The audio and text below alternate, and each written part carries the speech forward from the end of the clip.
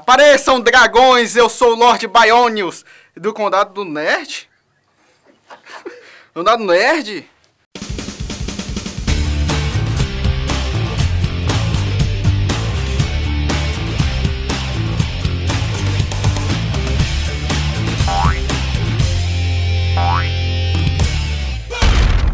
Excelsior, amigos, eu sou o Zé Wellington e esse é mais um Baião Nerd. Eu sou o Marcelo Cavalcante e hoje a gente vai viajar na maionese. Por que, Zé? Porque nós vamos falar de fantasia, essa tua roupa já diz tudo, né? E eu não tô falando daquelas que se usam no carnaval não, Marcelo. Eu tô falando de literatura fantástica, que é um gênero de literatura que inicialmente era marcado pelo imaginário, pelo mágico, e atualmente também concentra obras de ficção científica e de terror. Hoje, especificamente, a gente vai falar de fantasia, né, que é o caráter mais mágico da literatura fantástica, né? Até porque os outros dois são bem longos também, ficção científica e terror, daria um programa inteiro se a gente quisesse falar sobre isso, né? Então, resumindo tudo, né, nosso primeiro quadro de hoje é o verbete e é sobre fantasia. Solta a vinheta.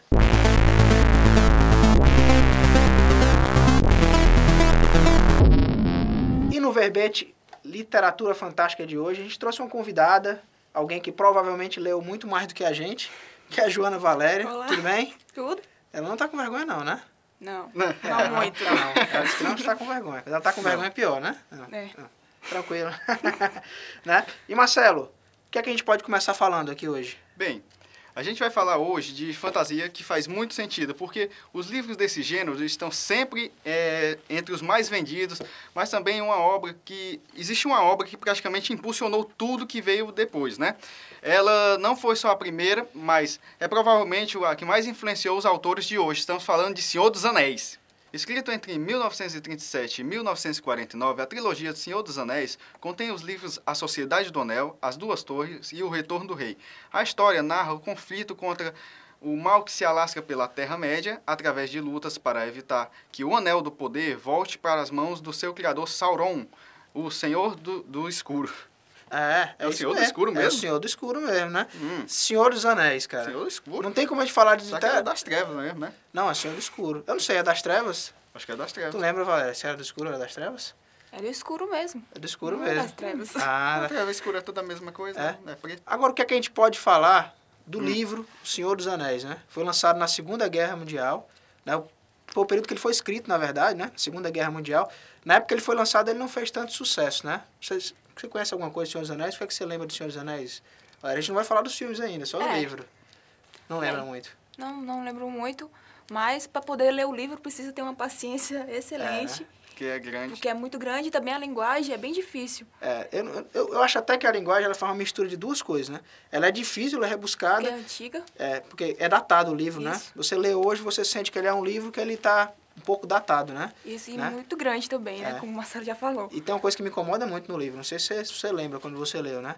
Tem muita exclamação, rapaz. O cara escreve alguma coisa e diz, Gandalf encontrou Frodo, tal, e eles se abraçaram. Uma exclamação no ponto. Parece até um livro infantil, não é um negócio... Verdade. Eu tive muita dificuldade. É Gandalf.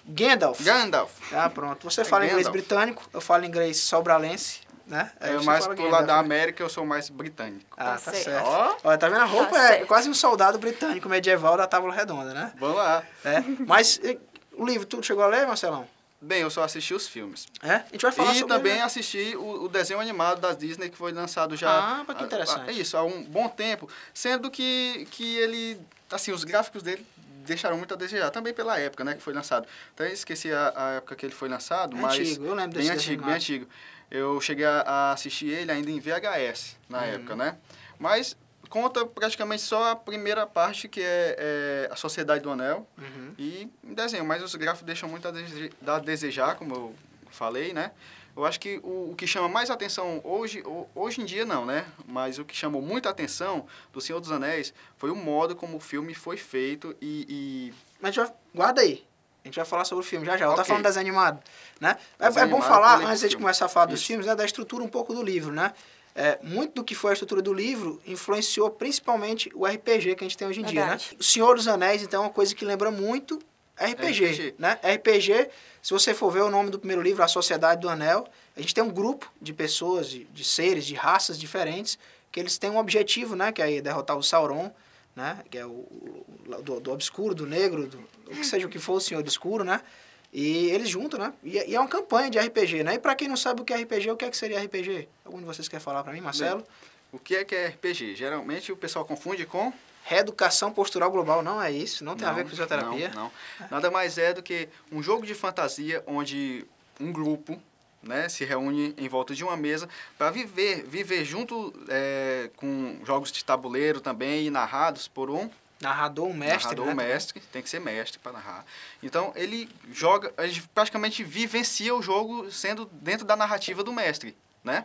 E eu acho bem legal, até. É só você pegar o nome RPG, em inglês é Role Playing Game, né? É jogo de interpretação. Tem muita história da interpretação. Mas eu sei que vocês estão doidos mesmo para falar dos filmes, né?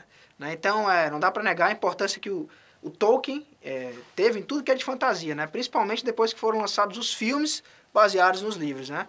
Então, lançados a partir de 2001, os 3 filmes que adaptam a trilogia foram dirigidos pelo neozelandês Peter Jackson e fizeram um estrondoso sucesso de crítica e público. Para se ter uma noção, o terceiro filme abocanhou 11 Oscars, né? De um total de 20 se você for somar com os filmes anteriores, né? In the lands of Middle-earth, legend tells of the Dark Lord Sauron and the ring that would give him the power to enslave the world. Lost for centuries, it has been sought by many and has now found its way into the hands of the most unlikely person imaginable. A trilogia do Senhor dos Anéis veio muito tempo depois, ninguém nem acreditava que esse filme ia ser legal. Fizeram uma escolha muito bacana como diretor, que é o Peter Jackson. Né? Peter Jackson, não sei se vocês, antes de falar do filme, né? O filme anterior dele, antes do Senhor dos Anéis, né? É um filme trash chamado Fome Animal. Vocês já viram, já? Não, nunca vi. Não. Rapaz, é um filme de zumbi, né? Feito com stop motion, várias técnicas diferentes. Ele mostra que ele tem estilo, né? Mas foi uma coisa feita na Nova Zelândia, que é o lugar onde ele nasceu. E depois ele foi escolhido aí para fazer o Senhor dos Anéis. Tomou muito tempo da vida dele. Ele fala muito que foram 8 anos da vida dele que ele deixou de viver com a família, com os filhos, né? Mas o resultado é esse que a gente conhece, né? Vocês gostaram dos filmes? Eu gostei. A filmagem também, porque ele viajou para vários países, né? Para Nova Zelândia, outros países também, Austrália, né? Para filmar, não foi? Uhum. Foi feito lá. Aqueles terrenos são mais lá, né? Isso. Nova Zelândia, Austrália, né? Mas são bons os filmes? Vocês gostaram? Eu gostei dos filmes, mas prefiro os livros. Sério mesmo? Prefiro os livros. Você acabou de dizer que achou mais difícil, mas ainda prefere o livro ao filme ainda. Eu pessoalmente, eu prefiro também o filme. Tenho que dizer, eu gosto muito de ler, né? E não gostei muito de Senhor dos Anéis, como eu falei, do livro, né? Li o primeiro livro sofrendo, um pouquinho para ler, doeu um pouquinho, tenho que dizer. Mas os filmes, para mim, são grandes obras aí do cinema, né? E já que a gente está falando, né, dos filmes baseados no Senhor dos Anéis, né, se você está com saudade, né, você estava com saudade do Senhor dos Anéis, né, você já deve ter matado um pouquinho no ano passado, né, quando a gente teve o lançamento do Hobbit, né, o filme que adapta a história anterior à trilogia original, né. The dwarves are determined to reclaim their homeland. I like visitors as much as the next hobbit, but I do like to know them before they come. Visiting. Mr. Baggins? At your service. I'm surrounded by dwarves. What are they doing here? Oh, they're quite a merry gathering. So, this is the Hobbit. You asked me to find the 14th member of this company, and I have chosen Mr. Baggins. Me? No. Hobbits can pass unseen by most if they choose, which gives us a distinct advantage. We will seize this chance to take back Erebor! Here, Mr. Bilbo! Where are you off to? I'm going on an adventure! Mithrandir, why the halfling? Why Bilbo Baggins? Perhaps it is because I'm afraid. And it gives me courage. So this is your purpose, to enter the mountain? What of it? There are some who would not deem it wise. Então vão ser 3 filmes para adaptar a história do Bilbo Bolseiro, né? E os próximos sairão, o primeiro foi em 2012, saiu um esse ano, no final de 2013, e outro no final de 2014. Eu, vergonhosamente, não vi o Hobbit ainda, não vou comentar, acho que vocês já viram. Também não viram? vi. Ah, que pena, mas vamos ver. De acordo com o trailer, parece que está melhor que o livro. Então pronto. O pessoal falou até que o Hobbit ia revolucionar, né, o jeito do cinema, né? É, porque ele é filmado com 48 frames por segundo, né? No cinema, normalmente é 23,97 frames por segundo, 24 frames por segundo, né? O filme ele é filmado de uma forma diferente. Muita gente até ficou tonto assistindo o filme, tem uma história assim, sabe? As cores, né, disso? também Porque na verdade é a velocidade, né? Os movimentos, ele tem mais suavidade, tem uma coisa e é muito diferente para quem assistiu, né? Mas a gente vai continuar falando sobre isso daqui um pedacinho, né? Vamos pro intervalo, daqui um pedacinho a gente continua falando de literatura fantástica.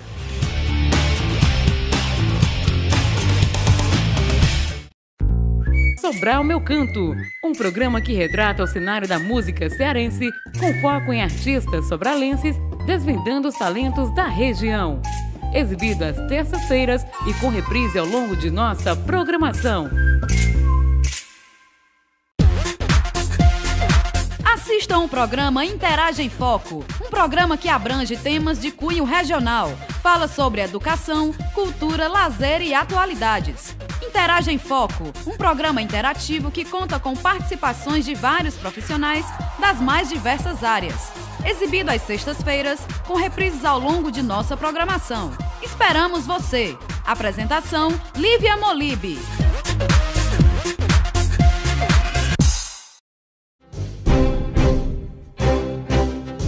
Você pode já! Aqui você fica conectado com os temas da atualidade. Um programa focado na saúde, no social, na educação. Com uma linguagem clara e concisa, aborda várias temáticas, tendo como objetivo discutir com você sobre os mais diversos temas e práticas sociais que retomam a vida em sociedade. A apresentação da Yancy Ebra. Você pode já! Exibido às segundas-feiras, a partir das 16 horas, aqui na TV Interaja. Espero você para batermos aquele papo descontraído e divertido. Não é por nada, é apenas porque você pode e você pode já.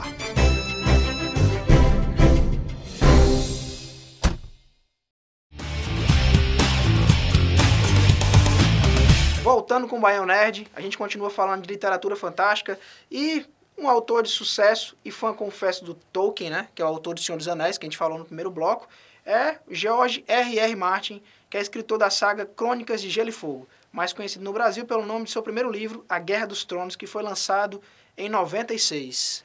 Apostando num formato com múltiplos narradores, a saga gira principalmente em torno da família Stark. Conspirações e personagens complexos circundam os personagens principais, disputando o Trono de Ferro, ou seja, o direito de governar o reino. Guerra dos Tronos, cara. Putz, foi uma das coisas que eu mais me surpreendeu nesses últimos anos. Sou apaixonado pelos livros e pela série de TV que a gente vai falar daqui um pedacinho também, né? Série é linda. Vamos falar dos livros primeiro, né? Eu fiquei surpreso quando eu li, comecei a ler, né? O George R.R. Martin, né? Ele escolheu um formato bem diferente pro livro, né? Cada capítulo tem o nome de um personagem e é narrado por um personagem diferente, né? Isso já é muito bacana. E isso confunde muito o leitor, você não consegue entender quem é que está falando, você não consegue entender quem é o bom e quem é o mal na história. Isso é fantástico, né? O que vocês podem falar mais? Pelo menos como você está falando, não dá para identificar quem é o bom ali, quem é o mal. A história gira em torno de cheio de traições, de confiança, né? Porque justamente é uma política, né? Para ver quem é que vai tomar praticamente o trono de ferro, né? Para ver quem é que vai dominar ali todos os reinos que estão em volta. Eu particularmente estou adorando o seriado. Vamos falar sobre ele já. Ô, gente. Vai lá. Então vamos, segurando. Só sobre o livro. Quer falar alguma coisa, Valéria, sobre o livro? Eu posso fazer uma pergunta? Pode. Valéria, assim, muita gente que lê o livro e assiste o seriado, acaba criticando o seriado, mas por quê? Bem, primeiramente, o primeiro defeito que eu vi foi a escolha dos personagens, né? Escolha? Isso. São muito diferentes do que são descritos nos livros. Tipo como? Por exemplo, a Rainha Catelyn, que é a esposa do Ned Stark. Isso. Por exemplo, no livro ela é descrita como uma mulher jovem, muito bonita, etc. Enquanto no seriado ela é uma senhora... Ela já é uma senhora, né? Bem velha. Mas não deixa de ser uma boa atriz, né? Não deixa, claro. Não é só isso também, né? O Bran, no livro, no primeiro livro, ele é mais novo, né? Isso. Que é o personagem Bran, ele tem 6 anos. 6 anos, acho? 6 anos, e no livro ele tem 6 anos e o irmão dele, que é o mais novinho, ainda é um bebê. E ele aparece já maiorzinho. Ele aparece maiorzinho com o cão felpudo, né? Isso. O lobo dele. Mas eu acho que são mudanças... Além também que o Brandon, quando ele foi derrubado da torre, que tava a rainha Cersei e o Jaime, que é o irmão dela, mudaram a cena, porque no livro quem derruba não é a rainha Cersei, não é ele. Então, existe uma grande diferença. Por exemplo, ele não está em pé desse jeito, ele está de cabeça para baixo. Entendi. E aí, tipo, isso é uma confusão muito louca, então não dá muito certo. Agora, vocês concordam comigo, não sei se você concorda comigo, Valéria, as adaptações, elas são até importantes, né? Não dá pra ser fiel, né? Até porque o livro é muito extenso, a série ela tem... E ele é muito detalhado também. A série, se não me engano, são temporadas de 10 episódios, né? Isso. Né? É mais complicado. E além de que é 1 hora, né? Cada episódio, mais ou menos. Não, eu acho grande. Ótimo. O episódio de 1 hora. É ótimo. Eu acho. Porque é aquele seriado que você tá assistindo e você se preocupa se o episódio vai acabar ou não, e você dá uma olhada. Falta quanto tempo pra acabar? E quando você vê que tá chegando ao final, você fica nervoso. Poxa, só falta isso pra terminar? É um seriado ótimo. Até pegando o gancho, né? Vai estar aqui, eu vou ter que falar que é importante dizer que a série é da HBO, né? Foi lançada em 2011, né? É uma série da HBO, que é a HBO, que o pessoal chama. É uma série, é uma emissora conhecida por séries de TV a cabo, conhecida por séries de altíssima qualidade, né? Ela tem uma produção grande, gasta muito por episódio. Na verdade, Game of Thrones, quando todo mundo soube que iria para HBO, né? A gente já ficou muito feliz porque a gente saberia que viria uma coisa legal, de qualidade, né? E as produções delas são caríssimas, né? Você vê que existe uma preocupação com figurino, é muito bonita a fotografia da série, né? Tudo lindo, né? Os roteiros são fantásticos, né? Já pegou muito do livro, fizeram algumas adaptações, mas você vê que as histórias são muito bacanas também, né? Power is a curious thing. Who lives? Who dies? Power resides where men believe it resides. It's a trick, a shadow on the wall.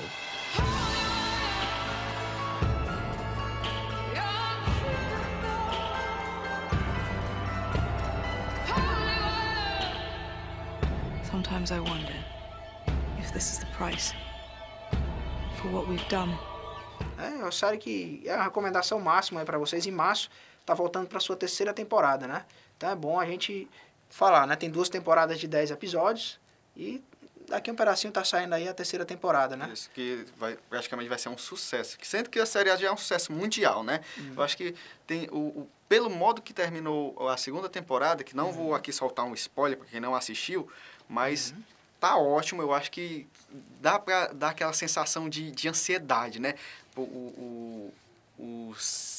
cara que assiste a série, por exemplo, eu tô bem ansioso para ver o que é que vai acontecer na 3ª temporada, mediante o final que teve, né, a 2ª. Mas é só a gente esperar para ver o que é que vai vir por aí, né? É muita coisa. Só para terminar, falar de Game of Thrones, né? Cada temporada adapta mais ou menos um livro, né, Valéria? Isso. Né? Primeiro é o primeiro livro, que é Guerra dos Tronos mesmo. É quase a mesma coisa, porque, por exemplo, os Caminhantes Brancos, ele aparece na 2ª temporada, só que no 2º livro aí não aparecem os Caminhantes Brancos.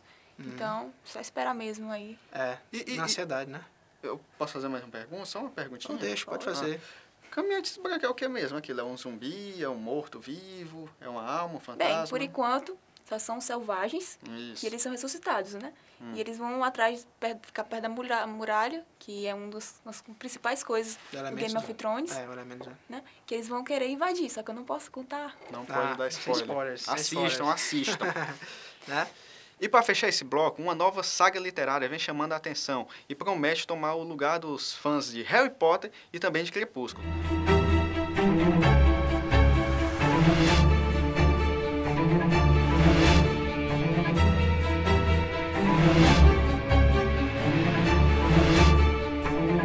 Criada pela escritora Cassandra Clare, a série Instrumentos Mortais mostra a adolescente Clary Frey, que até aí era uma garota normal que descobre ser descendente de uma linhagem de caçadores de sombras, sociedade secreta dedicada a expulsar criaturas sombrias desse nosso mundo, né?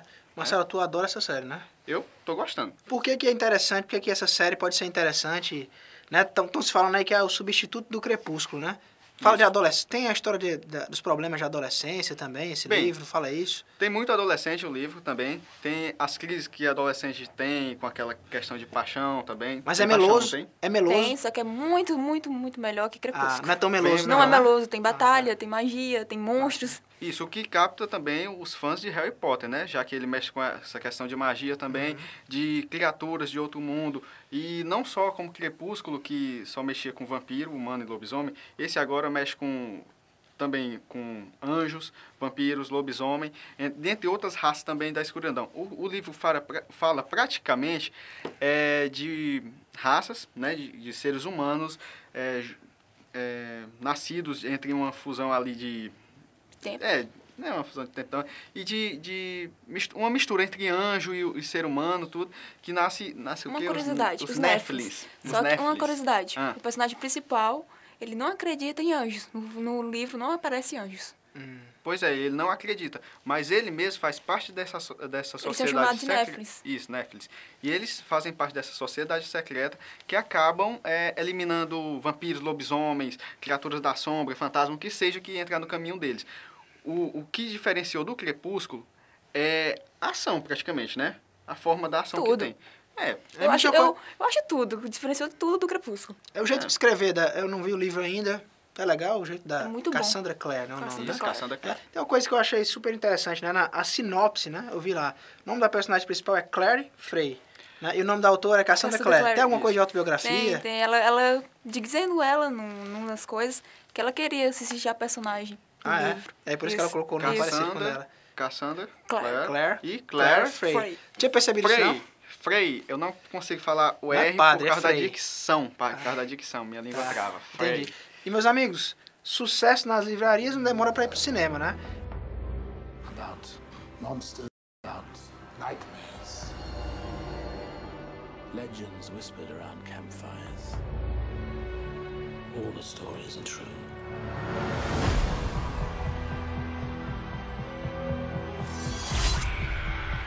What is it? You didn't see that? Oh my God, this isn't happening. What are you looking at? Why can I see you and no one else can? You're not a mundane. What's a mundane? Someone from the human world. Well, if not a human, then what am I? Your mother is a shadow hunter, like you. I've been hunting demons across the world in their varying different forms. Shadow hunters. Half angel, half human. Então, no dia 23 de agosto desse ano, vai estrear a adaptação do primeiro livro, Cidade dos Ossos, né? Que vai estar indo pras telas, né? Vocês viram o trailer já? Eu já vi o Sim, trailer. eu não gostei. Por quê? Eu gostei. Não gostei porque não está parecido com os atores. Foi uma pior, eu acho, uma das piores escolhas de atores, sinceramente. E não está muito bom como livro. Marcelo, você não concorda, né? Por que você não concorda com a Joana? Só pra você Por exemplo, cara. o personagem principal, por exemplo, o Jace. Ele é muito bonito, forte. Enquanto no filme, ele tá muito magro, tá muito Desnutrido, praticamente desnutrido. Mas e a Claire, ela é muito ruiva natural. Enquanto no filme, ela é pintada à força. Não tá legal. Não, tu é muito chata com relação à adaptação, né, Valéria? Eu quero que seja perfeito. Tô vendo, ela é muito perfeccionista. Mas no caso, eu gostei da adaptação porque já dá uns passos. Do trailer, né? Isso. Não dá pra dizer muita coisa ainda, né? Ainda não. Mas pelo menos do trailer, o que a gente pode se animar é que eles estão... Quem está fazendo o filme está tentando ficar o mais próximo possível do livro, né? Poderiam chegar mais próximo. E são bem fãs, praticamente, né? Mas eu acho assim, Valéria, que para início logo, fazer a questão do filme já dá um pontapé inicial para a série andar, já que são 5 livros praticamente, né? Isso. 4 lançados agora, ainda falta um para ser lançado traduzido, né? Então, eu acho que vale a pena assistir. Estamos falando aqui literatura fantástica hoje. Só que a gente só deu indicação de autor internacional, né? Isso. E a gente sabe que a gente tem autores nacionais, né, que investem nesse estilo aqui no Brasil, né? Mas vocês conhecem os autores nacionais que falam sobre isso? Aqui? Eu conheço Literatura fantástica? Eu conheço um. Qual? André Bianco. Ah, que é o nosso próximo tema, né? Então são muitos os livros que podem ser recomendados quando a gente fala de Brasil, né? Já que esse gênero está crescendo muito aqui. Mas a gente escolheu 3 autores que representam a nova onda da literatura fantástica no Brasil. Né? A gente vai começar pelo André Bianco, que é criador do best-seller O Sete. Né? Publicado em 2000 de maneira independente, O Sete mostra o que acontece quando mergulhadores encontram uma caravela naufragada no Rio Grande do Sul e dentro dela 7 vampiros que vieram de Portugal. Em 2002, viria ainda o sétimo, uma primeira continuação, e em seguida a trilogia O Turno da Noite, né? Também do André Bianco, sobre o mesmo tema, né? Assim, eu gosto muito, eu acho legal o sucesso do André Bianco, né? Eu já acompanho ele há um tempo já. Né? E o que é que a gente pode falar sobre o Sete, né? Valéria conhece? Conheço, já li há muito tempo. Lembra de alguma coisa ainda? Eu sei que os livros do André Bianco são bem pesados, assim, né? Porque eles tratam de uma forma do vampiro, não aquele vampiro romântico, tão romântico, né? É um vampiro real mesmo, um vampiro violento, pesado. Histórias no Brasil, isso, dizer, né? E é o melhor também, que faz a gente insistir mais dentro da história, que a gente está no Brasil. Exatamente, né? Eu li o primeiro livro, O Sete, né? Eu achei legal, legal. Eu fico feliz pelo sucesso do André Bianco. É uma curiosidade interessante, né, do Sete. O André ele tentou enviar o livro para vários editores, nunca foi publicado, e de repente ele era atendente de telemarketing, ele pediu as contas do trabalho dele, e com o dinheiro do FGTS ele lançou o primeiro livro dele, colocou independente em livraria, e depois chamou a atenção da editora Novo Século, que hoje publica as aventuras do Sete aqui no Brasil, né? Chama a atenção que ele foi de livraria em livraria, né? Claro. Oferecia, você pode colocar o livro para vender. E no começo até, ele não estava assim com as vendas, de uma hora para outra começou a disparar. E ele, nossa, disparou a venda. Foi isso que chamou a atenção da editora, no caso. Isso, né? E aí começaram a dar importância também à literatura do André Bianco dentro aqui mesmo do Brasil. Do que é livro de vampiro, eu acho que é muito parecido, né? Se você gosta de Crepúsculo, você vai estranhar bastante, como já falaram aqui, né? É mais parecido com os textos da Anne Rice, né, que fez as Crônicas Vampirescas. Eu não sei se vocês conhecem, eu sou fã, são livros que eu já li, Entrevista com o Vampiro Lestat, que foram adaptados para cinema. Eu prefiro os livros, que são muito bons, o jeito dela de escrever é muito bacana. Eu vejo que o André é muito influenciado pela Anne Rice, pelo próprio Bram Stoker, que fez Drácula, né? A gente vai ter alguma coisa lá, né? Sendo que a questão do André Bianco, o Sete, ele foi lançado bem antes até da questão dos livros do Crepúsculo, né? É muito anterior. Né? Não veio pegando a moda, já existia. Na verdade, essa história de livro de vampiro já existe há muito tempo, né? Bastante. Se você dizer que né? Tem que dizer, agora tá na moda essa coisa de vampiro, né? Vampiro nunca saiu de moda. A Entrevista com o Vampiro, quando saiu da Anne Rice, também foi um tremendo sucesso, né? Já fazem décadas aí que saiu, 2 décadas, né? E ele também, depois fez muito sucesso, e depois que veio o Crepúsculo, já era best-seller quando o Crepúsculo apareceu, né? E se os gringos viram filme de série de TV, por que não os brasileiros? Acho que pelo fato de vocês gritarem por aí que são imortais, senhores do tempo, vocês devem achar que o resto das pessoas que habitam esse planeta sejam um bando de ansiosos, apressadinhos, não é? Mas eu tenho um negócio para dizer para vocês. Dada a natureza da minha profissão, podemos dizer que... Em 2012, o próprio autor produziu e dirigiu uma adaptação do Turno da Noite, né? Exatamente. Isso, Turno da Noite. Que pode ser assistida na íntegra na internet. Que ontem, praticamente, eu estava dando uma olhadinha no YouTube, recomendação sua, também eu achei ótimo também. É um pouco pesado a temática. É para adulto, né? Isso, é bom dizer, você está assistindo, é para adulto, a série, né? Não é um carrossel da vida, mas... né? mas com certeza bem pesado. Não é. Né? Então, mas é legal, você vê que a produção, o André bancou do bolso dele, eu acompanhava ele no Twitter, ele fazendo escolha da seleção de elenco, né? Gravou em Santos, que é a cidade que ele nasceu, né? Então, um negócio assim, ele fez do bolso dele para ver se pegava e uma emissora de TV acreditava e lançava. Não vi nenhuma novidade mais sobre isso, né? Mas é interessante, né? Com curiosidade, o vídeo, né? Eu sinto que o Turno da Noite tem 2 partes, né? Ou é 3? O livro são 3, trilogia. Isso. Né? Tá? E outro ator brasileiro que chama a atenção escrevendo fantasia é o Rafael Dracon, responsável pela saga Dragões de Éter. Num mundo protegido por poderosos avatares em forma de fadas amazonas, alguns desses seres fantásticos resolvem se revoltar contra outras raças. No primeiro livro da trilogia, Primo Branford, um filho de um moleiro, reúne os heróis mais conhecidos do mundo e lidera uma violenta caçada de bruxas. Né? Isso é Dragões de Éter, trilogia, 3 livros, do Rafael Dracon. Né? Eu tenho que confessar, eu não li ainda. Não sei se vocês leram, né? Não. Mas eu não li. Apesar de a gente não ter lido, a gente não vai poder falar muito, né? Eu achei muito importante colocar na pauta pelo sucesso que os livros fazem. É lançado pela editora Leia, aqui. Ele lançou primeiro como editora e depois o Rafael ele foi convidado para ser editor da Leia. Ele tem um selo que chama Fantasy, que lança muita coisa bacana. Inclusive, olha que interessante, lançou o Game of Thrones, né? Chegou aqui no Brasil por conta do Rafael Dracon. É por isso que eu achei legal trazer, né? Foi ele que soube do sucesso lá fora e resolveu lançar os livros aqui, convenceu a editora Leia, que é a editora portuguesa, que começou a atuar no Brasil há pouco tempo, a lançar aqui o Guerra dos Tronos, né? Então, ele é um cara que ele acabou sendo muito importante nesse sentido, né? Eu li um pedacinho do primeiro livro, ele escreve muito bem. Só para terminar, Marcelo, eu conheci o texto do Dracon num blog chamado Sedentário Imperativo, é um blog de comédia, tem coisas engraçadas, mas ele tinha uma coluna que ele falava sobre literatura e sobre como se tornar um autor, né? E eu adorava os textos dele, escreve muito bem, né? Ele é podcaster também, ele participa do Cinema com Rapadura, que é um podcast daqui sobre cinema, que é aqui do Ceará, né? Mas tem gente do Brasil todo fazendo, ele participa, né? E eu acho até que ajudou também um pouquinho, né? Já era bem conhecido pelos nerds, né? Que ouviam um podcast, né? E ajudou bastante, né? A falar isso, né? O que você ia falar, meu caro? E outro ator nacional que merece destaque é o carioca Eduardo Spohr e sua Batalha do Apocalipse. A Batalha do Apocalipse narra como o anjo renegado Ablon caminha entre os homens desde as épocas antigas, aguardando o momento do juízo final. Pô, Eduardo Spohr. Eu primeiro pedi pra Valéria falar sobre o livro. Você gosta, né, Valéria? Gosto. Um ótimo livro. Bem, primeiramente, quando eu comecei a ler o livro, eu não sabia que o escritor era um brasileiro. Mas aí quando eu comecei a perceber que o personagem principal, o anjo Ablon, ele estava em cima do Cristo Redentor, e eu fiquei, caramba, a história se passa no Rio de Janeiro. Aí quando eu fui pesquisar, eu descobri que o autor do livro era brasileiro. Bem, eu achei a imaginação dele incrível, as batalhas, as guerras, o tanto de anjo que aparece, anjo do mal, anjo do bem. E quando ele finalmente se depara, que ele sempre fica fugindo, né? Ele conta vários tipos de história que ele já viveu, várias vidas, deserto, Israel, quando também teve a guerra que ele teve que passar na Torre de Babilônia.